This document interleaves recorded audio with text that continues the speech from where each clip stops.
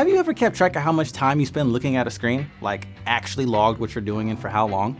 Well, that's what I did over the last few days. And on an average day, I spent about an hour on Instagram, way too much time on Twitter, over 3 hours, and a little over an hour or so on Netflix. So in total, I'm spending over 5 hours every day in front of a screen. And that's not counting text messages or listening to music.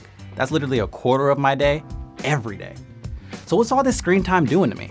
Well, I asked who I always ask, Google.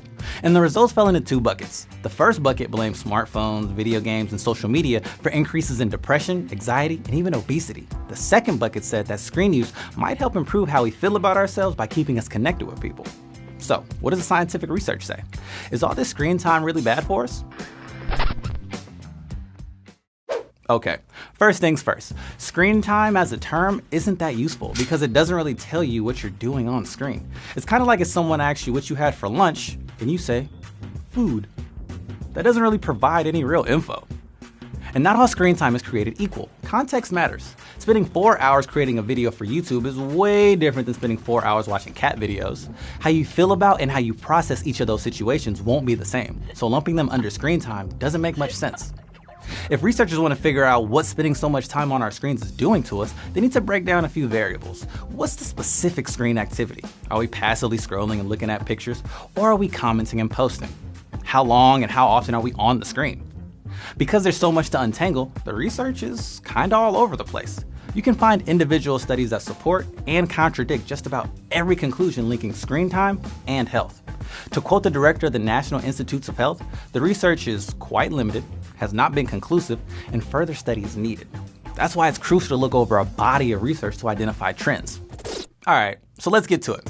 Our digital lives can take a physical toll on us, and I'll be the first to admit, I'm usually on my phone right before I go to bed, even though multiple studies have shown that that leads to bad sleep.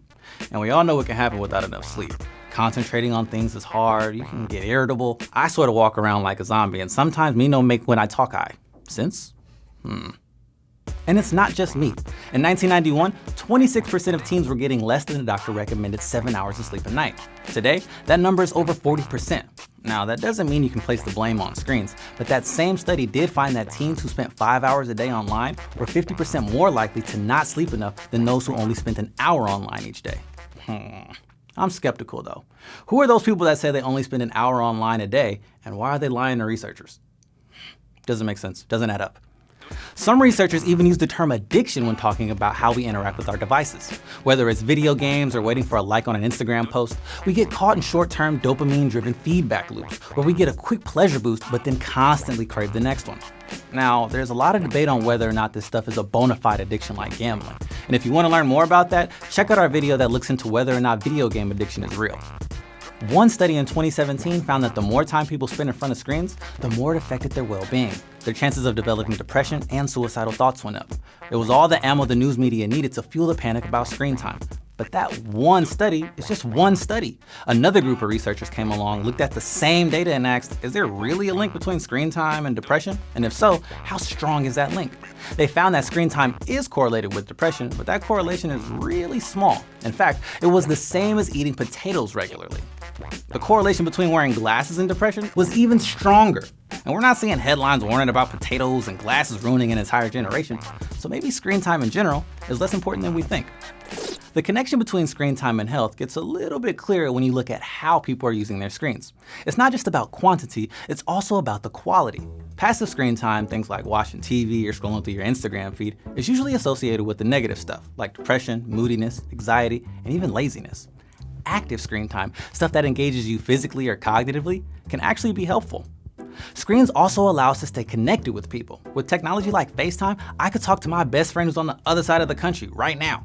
Now sure, some people have to deal with feeling overwhelmed because of drama or feeling pressure to only post a highlight reel of themselves to make them look good to others. But in many studies, a majority of teens say that social media mainly helps the relationships they already have with their friends.